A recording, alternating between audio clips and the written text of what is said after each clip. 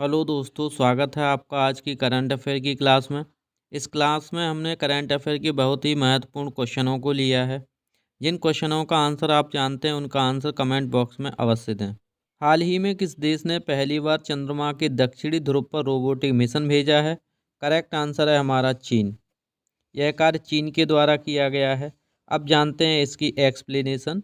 चीन ने पहली बार चंद्रमा के दक्षिणी ध्रुव पर रोबोटिक मिशन भेजा है। यह मिशन चंद्रमा की सतह पर पानी और खनिजों की खोज के लिए है। चंद्रयान का नाम चैंग-ई 8 रखा गया है। इस मिशन का उद्देश्य है चंद्रमा पर शोध और संसाधनों का अध्ययन। यह मिशन 2025 के अंत तक अपने लक्ष्यों को प्राप्त करने की योजना में है। इसरो और नासा भी इस क्षेत्र में शोध कर रहे हैं। चंद्रमा के दक्षिणी ध्रुव पर पानी की संभावना के कारण यह क्षेत्र चर्चा में है। इम्पोर्टेंट पॉइंट्स हैं, आपको याद रखना है। अब हमारा नेक्स्ट क्वेश्चन है, हाल ही में किस राज्य ने महिला सशक्तिकरण योजना का शुभारंभ किया है? करेक्ट आंसर है हमारा Rajasthan. Option number A. Rajasthan के द्वारा क्या किया गया है? महिला सशक्तिकरण योजना का शुभारंभ किया गया है। अब इसके महत्वपूर्ण बिंदुओं को देखते हैं। इस योजना का जो उद्देश्य है महिलाओं को रोजगार के अवसर देना। इसमें मुफ्त कौशल प्रशिक्षण कार्यक्रम शामिल है। स्वयं सहायता समूहों में इसमें सब्सिडी दी जाएगी। सरकार ने इस योजना के लिए 500 करोड़ के बजट की आवंटन रखा गया है, आपको याद रखना है। नेक्स्ट हमारा क्वेश्चन है कि हाल ही में जारी ग्लोबल इंडेक्स 2025 में भारत का स्थान क्या है? तो इनोवेशन इंडेक्स 2025 में भारत का स्थान आप बताएंगे तो भारत का स्थान 40वां है। किस में? इनोवेशन इंडेक्स 2025 में भारत का स्थान कौन सा है? 40वां स्थान है। भारत ने इनोवेशन इंडेक्स में भारत का जो स्थान है वो 40वां है। 2024 में भारत का स्थान कौन सा था? तो आप बताएंगे 2024 में भारत का स्थान 42वां था। इस रिपोर्ट को वर्ल्ड इंटेलेक्चुअल प्रॉपर्टी ऑर्गेनाइजेशन द्वारा जारी किया जाता है। रैंकिंग का आधार नवाचार क्षमता अनुसंधान है। भारत में स्थिति सुधार का कारण तकनीकी प्रगति है। शीर्ष स्थान पर स्विट्जरलैंड है, आपको याद रखना है। चीन और सिंगापुर भी टॉप 10 में शामिल हैं। नेक्स्ट हमारा क्वेश्चन है कि हाल ही में किस देश ने डिजिटल मुद्रा का सफल परीक्षण किया है? तो डिजिटल मुद्रा का सफल परीक्षण जापान के द्वारा किया गया है। आपको कमेंट बॉक्स में बताना है कि जापान के प्रधानमंत्री का नाम क्या है। जापान ने डिजिटल मुद्रा येन का सफल परीक्षण किया है। तो यहाँ से क्वेश्चन बन सकता है कि येन कहाँ की मुद्रा? तो आप बताएंगे येन जापान की मुद्रा है। यह परीक्षण वित्तीय सुरक्षा को मजबूत करने के लिए है। डिजिटल मुद्रा बैंकिंग जो केंद्रीय बैंक द्वारा जारी की गई है, इसका जो उद्देश्य है वो नकदी पर निर्भरता को कम करना है। जापान में एशिया में डिजिटल मुद्रा अपनाने वाला अग्रणी देश बन सकता है। नेक्स्ट हमारा क्वेश्चन है,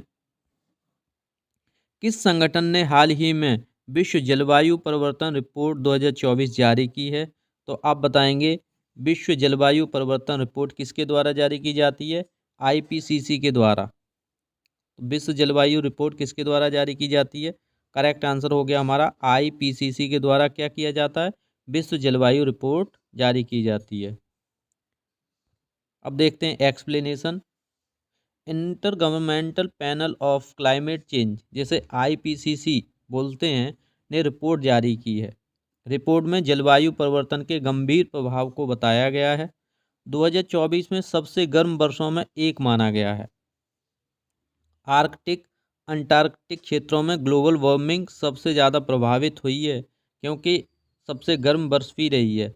तो गर्मी के कारण टेम्परेचर जब बढ़ा है तो यहाँ की बर्फ़ जो पिघलना स्टार्ट हुई है। कार्बन उत्सर्जन को कम करने की आवश्यकता पर जोर दिया गया है। नेक्स्ट देखते हैं, हाल ही में किसने डिजिटल हेल्थ मिशन 2.0 का शुभारंभ किया है? करेक्ट आंसर है हमारा option number A, Narendra Modi.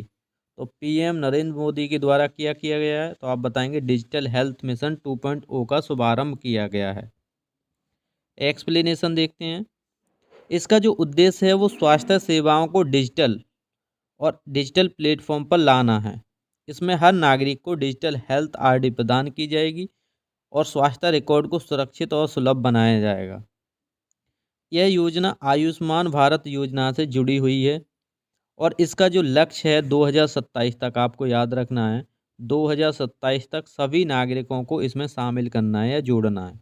हमारा नेक्स्ट क्वेश्चन है कि हाल ही में किस देश ने पहली बार रोबोटिक फ़ौज का सफल परीक्षण किया है? तो रोबोटिक जो फ़ौज है वो इजराइल के द्वारा क्या किया गया है, शुरू की गई है।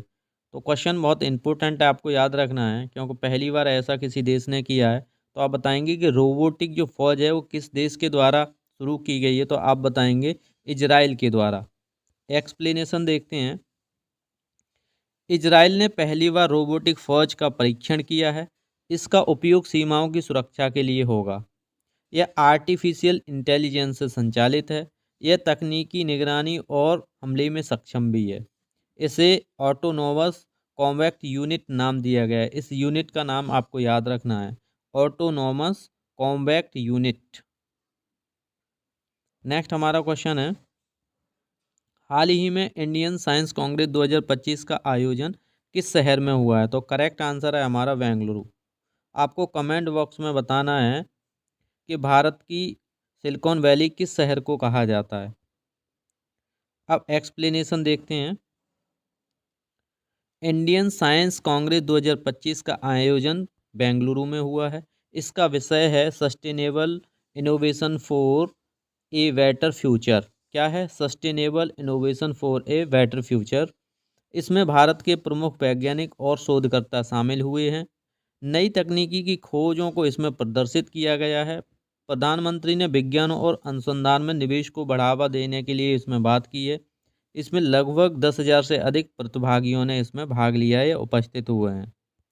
नेक्स्ट हमारा क्वेश्चन है कि हाल ही में किस भारतीय ने ग्लोबल लीडरशिप अवार्ड 2025 जीता है? तो करेक्ट आंसर है हमारा ऑप्शन नंबर इसमें है आपका ए, सुंदर पिचाई। किसके द्वारा जीता गया है? तो आप बताएंगे सुंदर पिचाई। एक्सप्लेनेशन देखते हैं।